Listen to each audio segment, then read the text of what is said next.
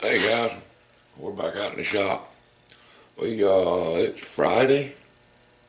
We finally got the stroker stuff for the 383 in Wednesday or Thursday. I can't remember now which one it was. Anyway, back during the week. And I was talking to TLC Bear the other night about having it just aggravating having to put the crank in rod in and out eight times basically. If you get it right the first time on the clearance and stuff. And he showed me a tool that a guy made for him. But I can show y'all easier. But Goodson makes the tool. A stroker mimic, I think is what it's called. And that's it right there. I mean, if you're interested, I mean it's Goodson, the SM350, but it's flanged. This fits your mains without bearings in it. And what it does, you go to one side for cylinder 2, but you have to wait. Well, let me back up. Right to start with, go ahead and put a crank in it with the bearings and all, and one rod and pistons without rings. And you get the marking clearance that one. Then take all that out and set this, with Allen wrench on that side, set it to where it clears. And then you've got your depth. You don't have to change it anymore. And there's a paper comes with this thing, shows you for, cylinder 2, you keep the short side towards the main 2, web 2, and clearance everything it touches. And you're done. And then when you go there, for one, you slide it to where it's hitting there. Rotate it around. And you clearance what's in the way. And that's what happens.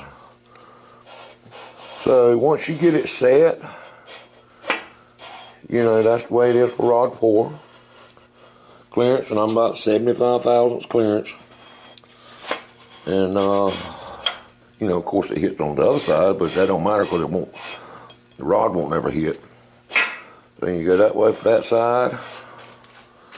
Anyway, that takes a few minutes to get it set up, but once you get it set up, you're done.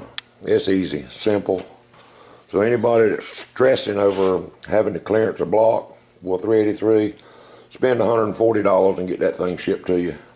So I think it's $110 and $20, $30 shipping. But anyway, it's well worth it. It's paid for itself just in confidence and time. But anyway, the crank's put back up. And I had this morning extra rods, Eagle 5.7 bushed rods. They're all weight match balanced. The whole kit was balanced. So I get the scales out this morning, and the balance sheet tells you what every wrist pin weighs, what every piston weighs, what every rod weighed, and they're all balanced out the same. So it doesn't matter which rod you put to which piston, which wrist pin you put to which piston, because every wrist pin weighs the same, every rod weighs the same, plus or minus a half a gram. So simple. But there's the pistons. It's just a dish top piston, which I checked every one of them, and they were right there with what the paper said. So according to my scales, anyway. So anyway, the clearancing is done. It took a grand total of probably 2 hours to get the crank in there and the rod and piston, do all that at one time, set it up, get that done. Now I'm gonna come back with a little Dremel tool and a sanding drum, I guess is what you call it, sandpaper on a wheel, and clean up where I ground with the grinder. And then that's done. We can finish doing all the slickening of the block. And the way it is now, I don't have to.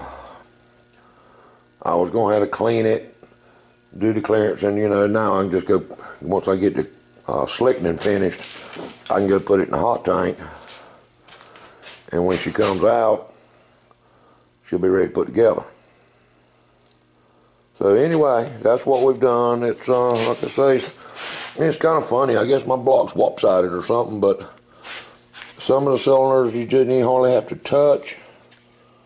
And then another one, you know, you had to take, like number 8, we had to take right much out. There's number, no, what was that, 5? Yeah, number 5, very little. 6, very little. 3 and 4 was very little. 1 and 2, very little. But 7 and 8, for some reason, I guess just the way the back of the block's made. Anyway, guys, that's what we got. I'll get this thing cleaned up, finish slicking it out a little bit, and probably get it in the hot tank, and I'll get back with you boys. Alright, see ya. Alright guys, we're back at it. I got all the slicking up done that I'm going to do on this block, and got the deburring or the clearancing done. Deburred all up in the oiling galleys and all. Got all that deburred out, and all the slag stuff gone. So I guess tomorrow we'll get the hot tank fired up and get it in the hot tank and get it good and clean. Wash it out and all, and see if we can't get right and knock some cam bearings in this thing, and see if we can get a rotating assembly together. But anyway, that's where we're at. We've got it, like I say, it's all clearance now. That's that wasn't a bad job at all to do. It wasn't no big deal. Just take a few minutes. So, all right, guys. I figure I'll get back with y'all tomorrow, and we'll do something. All right, see ya.